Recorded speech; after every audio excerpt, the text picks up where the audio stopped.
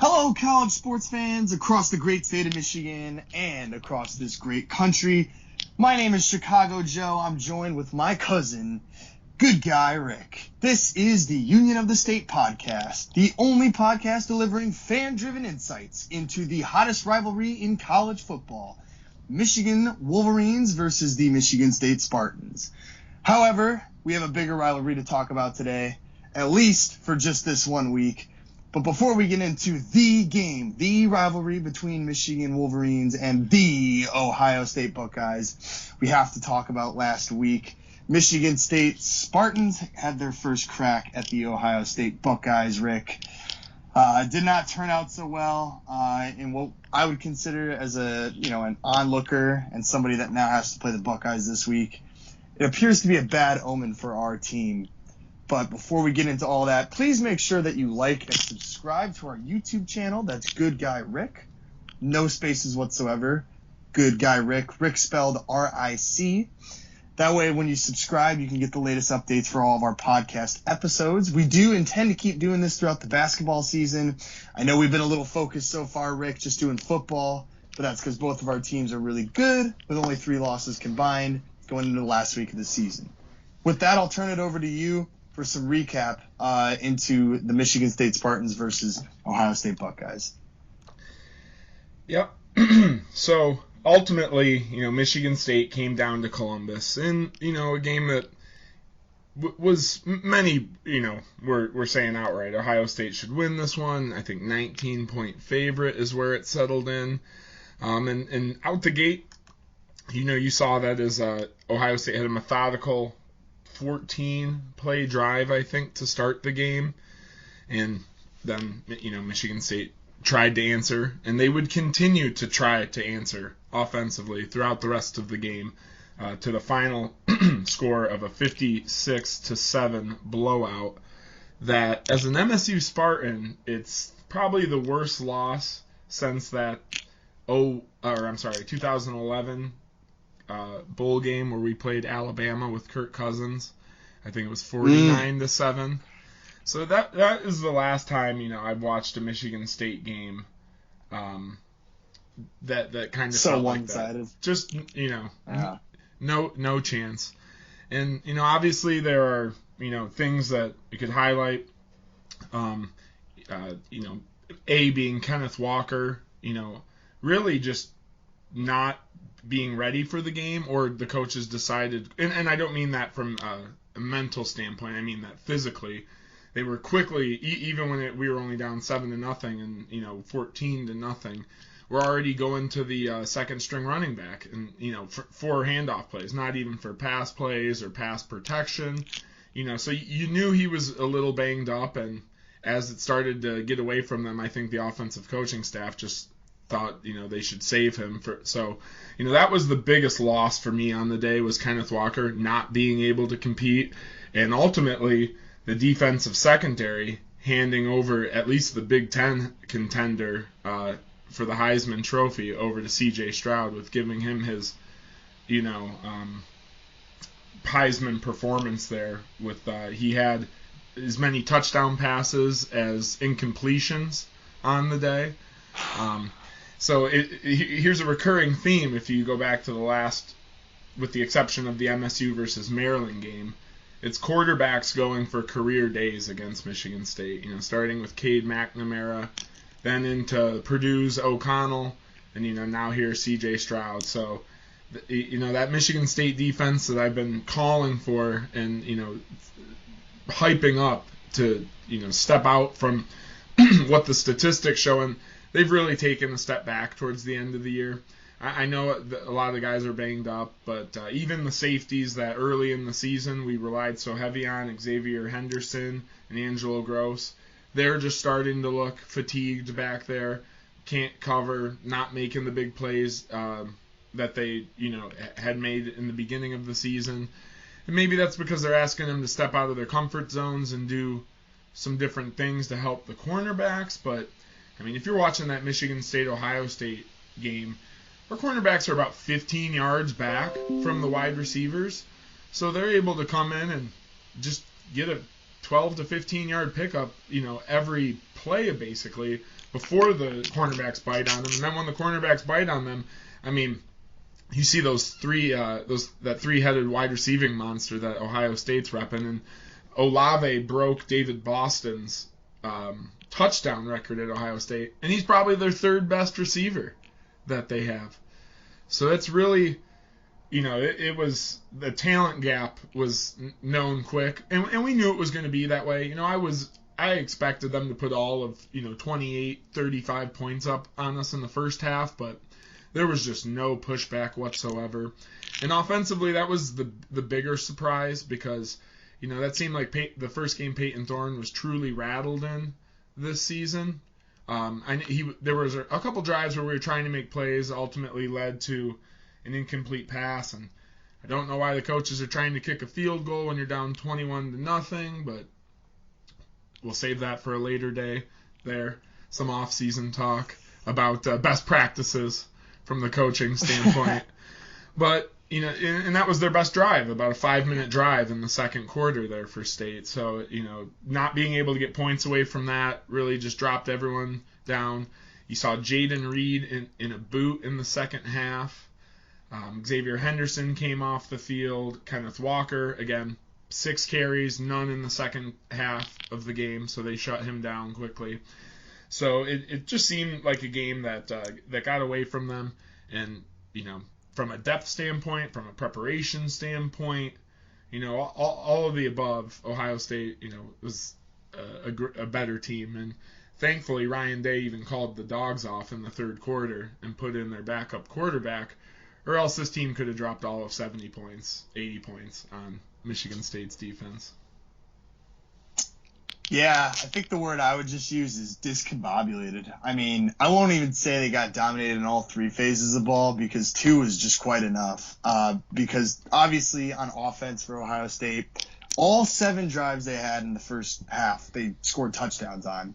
And conversely, on the other side of the ball, it seemed like even every time Michigan State was, putting together a couple nice series, a good string or sequence of drives, or plays, then Ohio State's defense would just force a turnover right away. Like, they would get the fumbles, putting their heads on the ball. It just seemed to me like Michigan State had literally no answers. And that's exactly what happened. And that's our backup running back that fumbled on a good run, too. 10-yard run, but fumbles it right on the other side of the first down. So even when you're trying to give a spark there, maybe give some life to the team, just ends up burying them. I'm not the most brilliant guy when it comes to offensive play calling. I'm not trying to say I know better than these coaching staffs for sure. But, I'm watching the Lions Sunday. I'm watching Michigan State Saturday.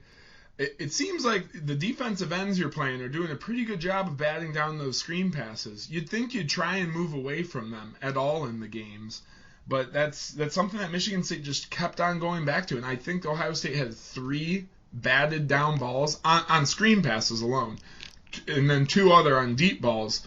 Because, it's just like Myles Garrett on the defensive, or for Cleveland over there. I can't remember his name, but big number 6 or 9, whomever it is for Ohio State. I mean, that guy's going to be in the NFL soon himself. You can just see from the measurements. I mean, that dip and dunk pass underneath him, just, it seemed offensively like, this is what you expect us to do. We're going to do the opposite. We're going to go with the more conservative, for lack of a better term, play calling. But you basically brought whatever the old school expression is. You brought a knife to a gunfight. There ultimately that was a shootout, and everyone knew it had to be from the get-go. And you're trying to play balanced offense here with your backup running back. Discombobulated is a good word, from the coaching staff down too, because it just seemed that they were going against the grain from what they've been doing and what's been working all season. Where were the flea flickers? You still have Jaden Reed, you still have Kenneth Walker there to run that. No trickery, and ultimately no guts, no glory. But again, if, at least from my perspective, I knew it was an uphill battle, but I just wasn't ready for that gut punch. Yeah, I don't think anybody could have expected the severity of the beatdown if there were to be one at all, especially how quickly it happened. I mean, it was. I'm going to be saying a lot of things with political undertones today because Michigan versus Ohio State is a war that was born out of the two militias fighting over the Toledo War. So I'm going to start off right away with saying Ohio State ran a blitzkrieg over Michigan State in this game. I mean, Michigan State didn't even know what hit them. They were still on the bus. By the time everybody on Michigan State's team got off the bus, they were already down 5 touchdowns for that point. And Ohio State, in my opinion, you can kind of see both Ohio State and Michigan use this game as almost like a military exercise, right? Ohio State wants to dominate and scare Michigan going into this coming week. And Michigan sort of tried to do the same against Maryland, and they both put up a lot of points in these games. But going back really quickly, I guess just to this Michigan State game, the one last thing I'll say, because there's really nothing much more to say about it other than this is what makes Ohio State such a scary team. They have great wide receivers. They always have very competent quarterback play. As you mentioned, probably shifting the Heisman race over from Kenneth Walker III over to C.J. Stroud, who's just a redshirt freshman, by the way.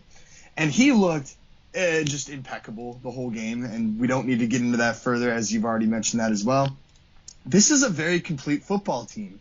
And one of the reasons that has always kept Ohio State at the top tier of college football is its coaching itself. I mean, they coached a brilliant game against Michigan State. They knew damn well how to beat Michigan State through the passing defense, which was no surprise to anybody. But I think they've exploited it. They definitely have exploited it more than any other team this year, except maybe Purdue. But that was just in every facet of the game was just dominated by Ohio State.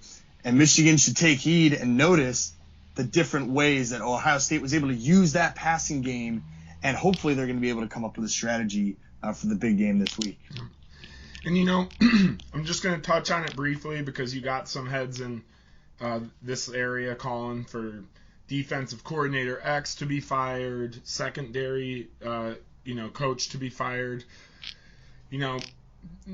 Not as we're coming up on the holidays here, Joe referred to this Michigan State team, this 2021 team, as the island of misfit toys.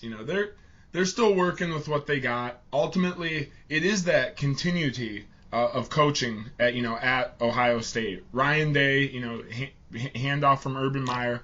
There was no letdown, ultimately, because that's basically the same staff, the same, character and a mantra that they're building. Same culture. Exactly. It's like a long presidential administration. There's another political sort of allegory right there, or analogy. So just to bring that back to Michigan State now, that's why it was so important that Mel Tucker, ultimately got this deal, and ultimately that it goes through and is accepted, so that he can start building upon recruiting classes after recruiting classes, like Ohio State, who is a perpetual top 5, top 10 recruiting class in the nation. MSU's trying to break that top 5 recruiting class in the Big Ten consistently right now. So, need to keep those coaches in there. I think Mel Tucker will tool some things, maybe after the season, if there's something he doesn't like. So we'll wait and see what comes to that. I'm not calling for anyone's head right now, though, at least from a coaching standpoint. And the only good that came out of the game for me was Keon Coleman, true freshman, wearing number 0 at wide receiver, getting his first touchdown on what was a very nice catch around, still the starting Ohio State secondary against him. This is just a guy, as I mentioned, Jaden Reed left in a boot. He'll be out for the Penn State game. Jalen Naylor's out for the Penn State game.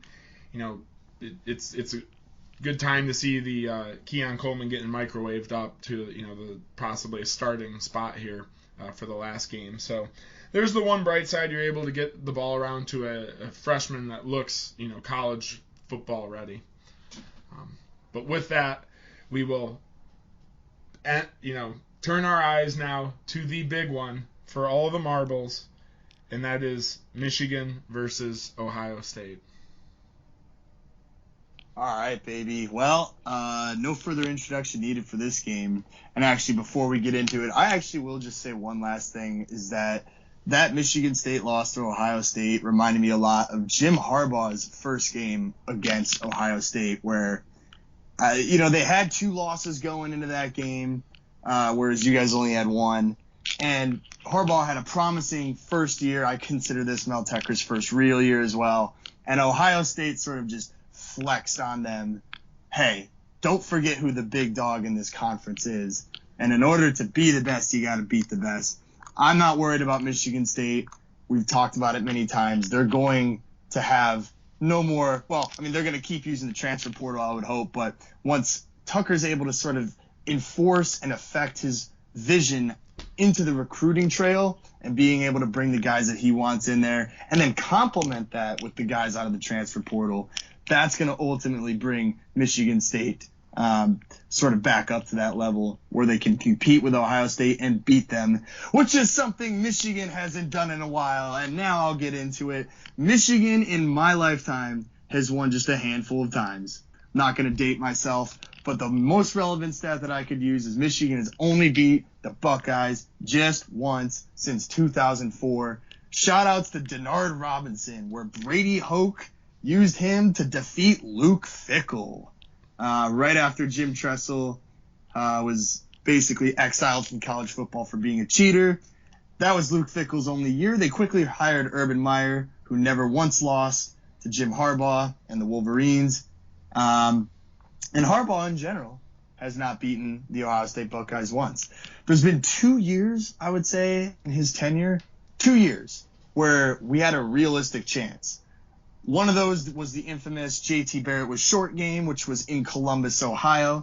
The other one in 2018, people don't really remember this one because it ended up being a complete embarrassing blowout. We lost 62-39. Michigan was hyped up for that game. Kurt Herbstreit picked the Wolverines to win that game. That game was also in Columbus, Ohio. This is the third game, I would say, under Harbaugh's tenure where the Wolverines have a legitimate chance to win. And by legitimate chance, I don't mean we're going to win. I just mean we're not projected to lose by like 20 points or something like that, which we have been in the past. This has been a rivalry dominated by Ohio State with a lot of lopsided losses for the Wolverines. Last time they played actually was 2019. The COVID canceled the game last year, which if you ask me was the highlight of Michigan's poor 2020 campaign. But here's the last 3 biggest upsets. 2019, Michigan lost 56-27. The 2018 game, as I mentioned, 62-39. And then that 2015 game that I was talking about during Harbaugh's first game against the Ohio State Buckeyes, 42-13.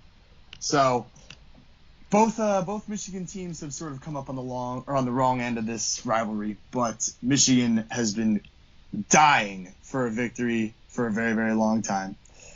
And since sort of both of our teams had played these guys or playing these guys back to back, I don't want to overlap too much here. We all know that there's a lot of good receivers. I'm going to look particularly at Ohio State's receivers, Olave and Smith and Jigba. Those guys are going to be very, very difficult for our corners to cover. And I don't think our defensive line is going to be able to get the same pressure that they've been getting against Ohio State's. Or, they've been getting all year great output from Aiden Hutchinson and Ojabo at Michigan. They both lead the Big Ten in sacks. Is that going to be able to put any pressure on a C.J. Stroud? Are they going to be able to get him hurried in the pocket? Are they going to force him to make bad decisions? Are they going to essentially make up for what our cornerbacks may not be able to do and cover these top receivers? As a Michigan State fan, that's really where I'm looking at this game because, I talked about how bad our secondary has been and beaten up. There was zero pressure on the quarterback in that game, and that's something that MSU has basically since the Michigan game hasn't really been able to put press on these teams. So really focusing on those 2 studs on the Michigan D line there with their ends to get in there and try and wreak some havoc. That's a good point. I do remember, I think I texted, it was either you or my friend who went to Ohio State. I was like, wow, I don't see CJ Stroud even – he could make a sandwich back there with how much time he had. So that's going to be really, really It was practice huge. reps, basically. Yeah, it seemed like they put the red shirt on him, which they do in practice. Like, you're not allowed to touch the quarterback. We don't want him to get injured. So that's going to be huge. And I sort of mentioned that the two other big games during Harbaugh's tenure, which we thought we had a chance against them, one where the refs took from us and one where Ohio State just beat us, those are both in Columbus. This year, it's in Ann Arbor. If there's ever a year where this is going to happen, if it ever happens again for the rest of my life, can Michigan ever beat Ohio State? It just seems to me that for the entirety of my life, Ohio State has been on a different recruiting level than Michigan, and there have sort of been some rumors for both Tressel and Urban Meyer that there have been some recruiting violations, that there must be some foul play going on, some reason why Michigan can't get up to that same level. This would be the year to do it, and I think Michigan has a very, very strong chance playing at home. Problems, though, for us are obviously we don't have a receiving core to match Ohio State. Our quarterback play has been suspect at times. We do have a really good running game. I'm actually looking up right now if Blake Corum is going to be ready to go for us. It does appear that people aren't really sure about him yet, and this is still kind of typical Harbaugh. As I mentioned, Eric, this is a war between the Wolverines and the Buckeyes, and Jim Harbaugh is not just going to tell the other general the availability of some of his best weapons. That would not be smart. They don't want him to game plan. They don't want Ryan Day to strategize for Blake Corum. They want to keep everything on the table as much as they can, because everything in this season that has happened so far is only going to be used against you, so the other team can game plan against you in preparation for the game. As a fan, it really bothers me because, there's been a couple games we go into and it's like, oh, nice. Our starting left tackle's out. Oh, nice. This receiver's done for the season, apparently. But, I get it. It's not the NFL. You're not forced to,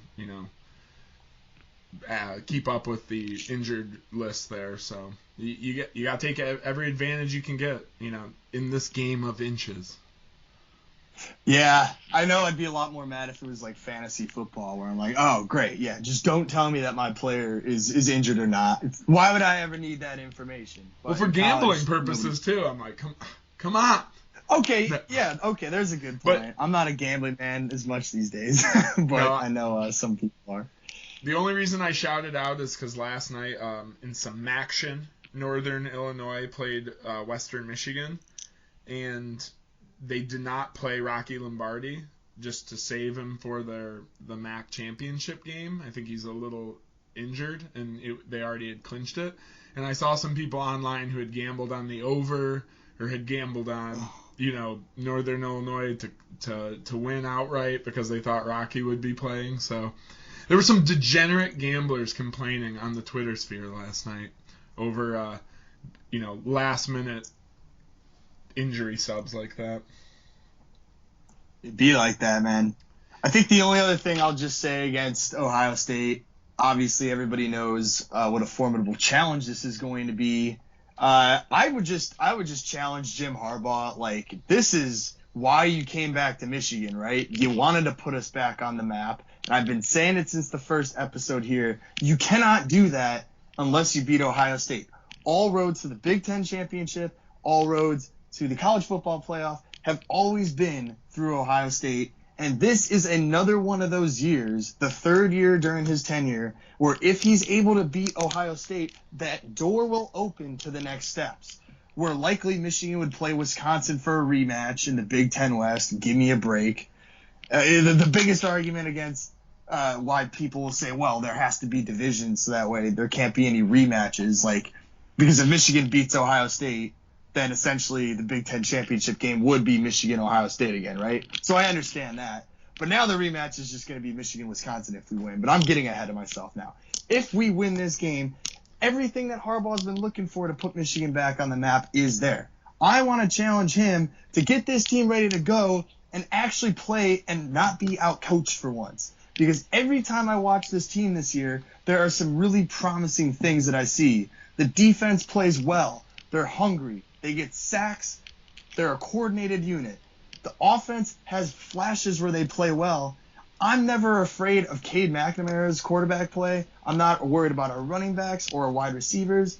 I'm worried about the play calling. It's always been about the coaching. We've been our own biggest enemy all year and throughout Harbaugh's tenure. I want to see them open it up, lay it out here, and have them play as if this was Harbaugh's last game. Because I'm sick and tired of having this be the end of the road and having the consolation prize be the Capital One, like Citrus Bowl or the Outback Bowl, even though that won't be the case this year. But that's how they should play.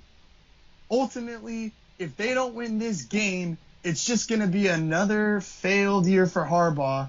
Even though they'll likely get a Rose Bowl selection, that's not going to feel as good when you know that everything was right in front of you. They control their own destiny at this point. This is what they have to do. This is the game. I don't need to hype it up any more than I just did. I still don't know if we're going to win, and I'm never going to project that we're going to lose. But damn, if they don't come out and show me something right away in the first quarter in front of their home fans, it's not going to be a good sign. You cannot let Ohio State get out to an early lead because that's what they excel at, keeping that early lead. Their defense hasn't been as good as it has been in previous years. I understand that. But Michigan is not known for being a come-from-behind shootout type team. This is likely going to be, if Michigan wins, a low-scoring game. And if we lose, we're going to get blown out of the state of Michigan. So that's all I got to say. They don't get any bigger than this. For all the marbles here in the Big Ten East, the most, the second most toxic rivalry in the Big Ten. No, I'm sure it gets pretty nasty on the Ohio State and Michigan Twitter sphere there. Just not in it. This is the game the Big Ten wants. This is their two flagship universities and their flagship rivalry. Heck, they got time to get at it. They got Bill Burr doing the commercial. If you hear that on TV, it's really it's Bill Burr voicing it. And he goes, "Yeah, this is the big one," or something, wow. to that effect. Well, do you know? You know what I think is cool. You know what I think is cool, Rick, is that once again, because for our teams, Michigan State, we had College Game Day show up, and you had Fox Noon Kickoff show up. The same thing's happening again this weekend. Game Day is going to Ann Arbor, and as is Fox Noon Kickoff. About Barstool Sports yet, though. I haven't heard of that, but certainly this is the game to watch this week, and I think it's pretty cool that the two times that's happened this year have just been our teams, which is awesome. Says a lot about the staying power and the brand power of these schools, Very true.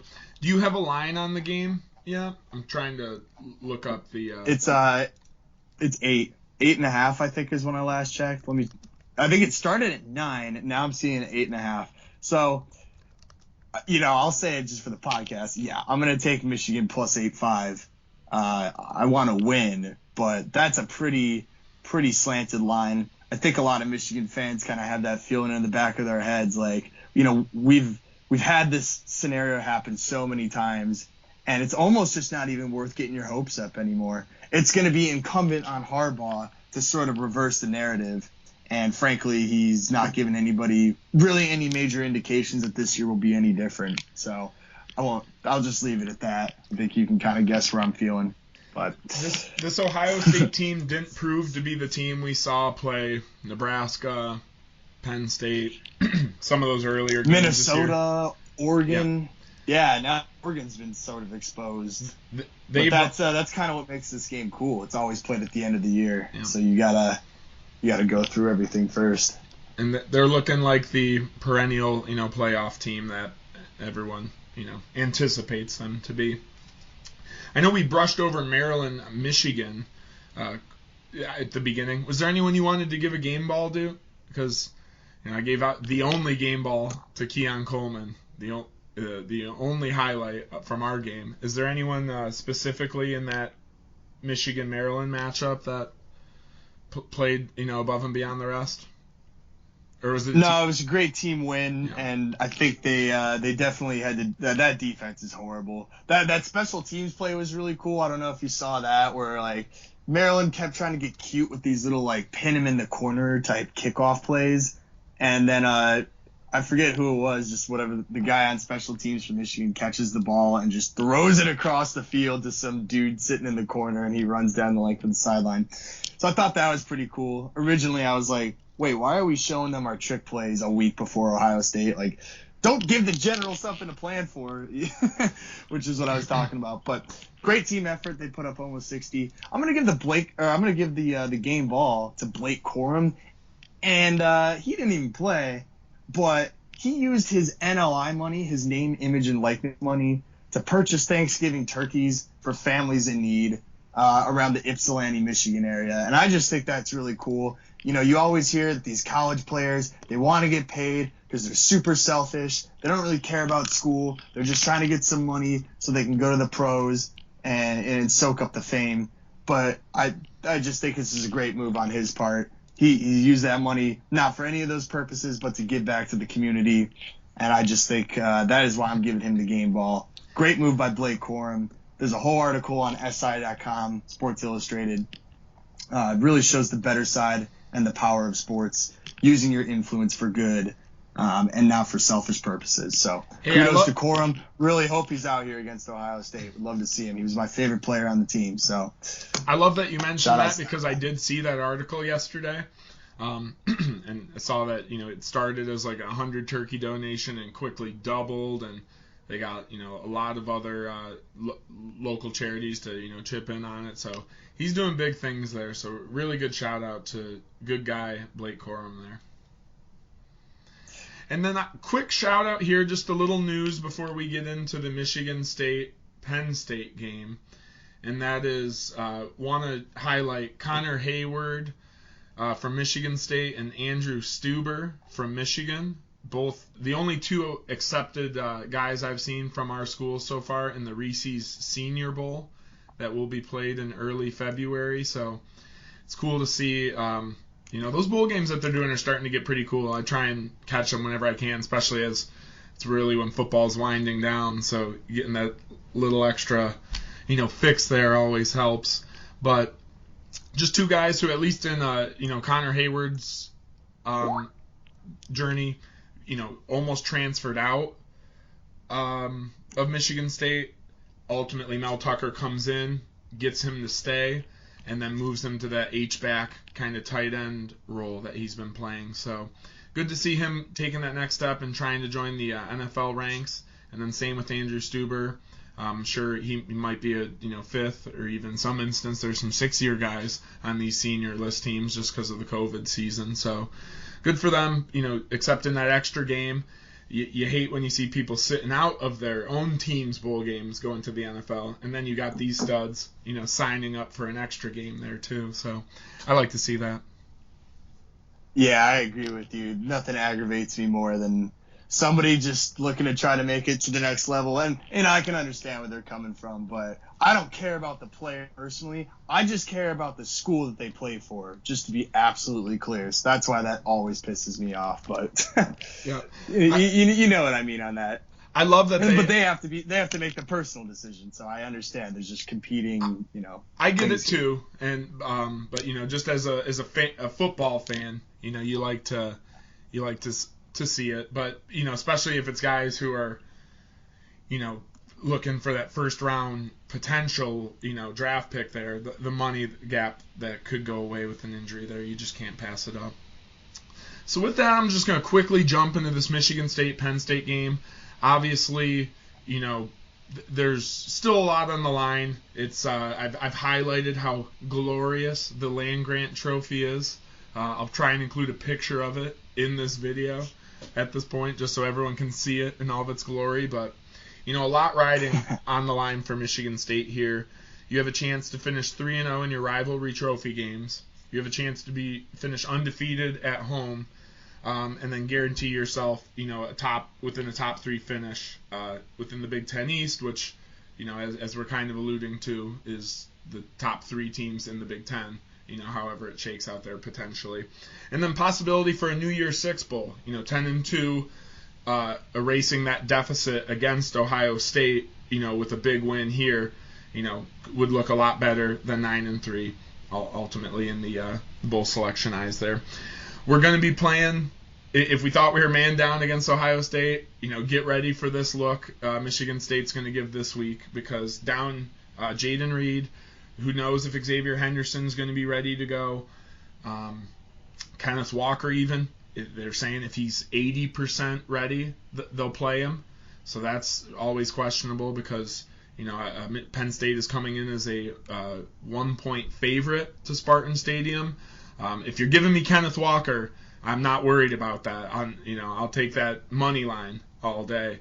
I just think Kenneth Walker wants to show out. He'll be at home and, get that chance to against another good defense, but with a Michigan State team that should be playing, super aggressively and trying to, get a character win after the brutal de-pantsing at the hands of Ohio State there. I will take Michigan State. I think like last year we were able to come out and punch Penn State early. They ultimately, in what was Peyton Thorne's first start as a Michigan State Spartan. So I think this year we'll be able to do the same. We have more tools than we did last year, even with some of these injuries. The O-lines and D-lines are a little bit weaker at the next level, and receivers like Parker Washington and Theo Johnson, and then Jahan Dotson too. So you're getting another good 3-receiver look. What can you do? Can you finish with some respect, or are you going to go down 1-3 ultimately in the month of November? So I'm looking for a big bounce back here in what, as I mentioned, a game with plenty of stakes still on the line. And we do have a mailbag question this week, as good buddy T Love writes in: if the 9-1 Lions get their first victory against the Chicago Bears this Thanksgiving Day, will it indeed be the nail in the coffin for Matt Nagy, thus completing the circle of Matt Patricia and Bob Quinn getting fired last year on Thanksgiving Day when losing to the Chicago Bears? I love that. Yeah, it's all going to come full circle. I'm actually going to assume this question came in a couple days ago, because a report actually came out yesterday while I was at work that said that the Bears were going to fire Matt Nagy no matter what happens after this game against the Lions. And I had sort of thought, like, all right. And of course, Nagy came out and denied it because the Bears are not a good team, but you got to save face. And I just sort of was like rumoring, I think Nagy's going to lose this game on purpose. Like, I think he's going to do everything in his power to spite the Bears' shitty franchise. And I was actually at the Bears game last week against the Ravens, and the fire Matt Nagy chants weren't that loud. I mean, the game was close, but it was just an absolute shit fest, and the Bears allowed a backup quarterback with 16 career pass attempts to come in and pull off a miraculous fourth quarter drive. The team is poorly coached. I wouldn't be surprised if the Lions just win it straight up and the Bears don't do it to shoot themselves in the foot. You're going to have Andy Dalton starting because Fields is injured. This is just a classic Thanksgiving shit fest. Like, I'm going to try to make sure I've already had enough drinks before that whole thing happens. It's going to be classic. Oh, that's pretty early, too. Good man. I'll join you. But that's very Lion-esque to let a backup quarterback come in and light you up. And that's what I'm truly nervous about. It is Andy Dalton, but he's the Red Rocket, man. He can sling it. And if Dan Campbell is calling plays, which he has been for the last 2 games for the Lions, and if you've seen the 2 last Lions games, which I know we talked about the Steelers, they're not trying to win games right now, and it's pathetic, frankly. So we're probably going to have another, who can lose this one harder matchup there. Yeah. But no, it did come in Sunday, so a little bit late on the question there. But breaking news, or at least within 24 hours or so, Matt Nagy is out. Yeah, even if that news hadn't come out, if they had lost the Lions and given them their first win, then yeah, he probably would have been fired. Because everybody knows how big of an accomplishment that is at this point, and no offense to you guys, so I'm sorry about that. Oh no, but it could very well happen, and then the rest of the league would probably be mad at us too, because they're like, "Oh, come on! Like, could have been the first team to go 0-16-1. Could have been funny, you know." This has been a great state year, but yeah, between the Detroit Lions and some of those poor Michigan State football seasons, this is why I'm such a big MMA fan. You know, we had to spread some entertainment around because there's not a lot of entertainment when you're watching a Detroit Lions game. Well, for our viewers also, or our listeners, like when Rick and I were talking about this podcast, we were like, yeah, maybe like we could talk a little bit about the Lions and the Bears as well. But as you can see, we've incorporated those elements sparingly because both of our college teams have been really, really good, and both of our pro teams have been really, really bad. So we're going to spare you the misery on that side of the ball. Exactly. But I do appreciate the question, T-Love. And then just to round that off, a question for me, do you think that's a pretty decent, position available? Justin Fields just in, always some studs on defense. I know a lot of them won't be playing in this Lions game, but, as far as head coaching vacancies go, that Bears job's got to be one of the more sought after, I'd imagine.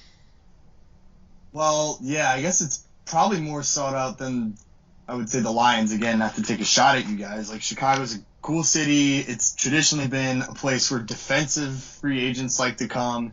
But if you're coming in there trying to figure out the offense, which hasn't been figured out for as long as I've been alive, since Mushin Muhammad, it's probably not as desirable.